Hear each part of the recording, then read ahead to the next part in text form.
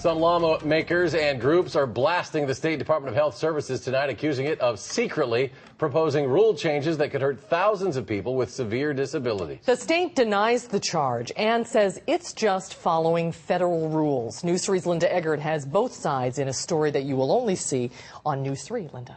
Susan and Eric, the State Health Services Department is at odds with some lawmakers and rehab and work programs serving some 65,000 people with disabilities. At issue is whether the state is doing the right thing or potentially hurting those who need help the most. I like the people, and I like doing this. Mike Schulte is one of 30 or so adults with developmental disabilities at this rehabilitation work center doing contract work for a local biotech company. There are thousands of vials and thousands of labels, but it's good, steady work for people like Barbara Jean Gehring.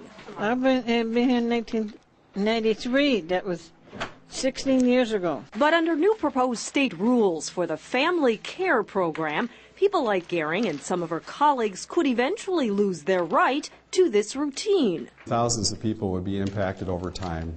Tom Cook's Rehabilitation for Wisconsin represents 66 work centers statewide and the 65,000 people with disabilities that they serve.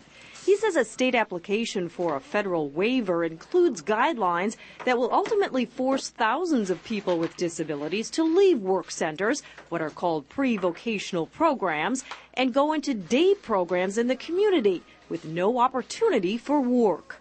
We don't want a care manager making a decision on behalf of this individual without regard to what their choice is. It's really all about choice.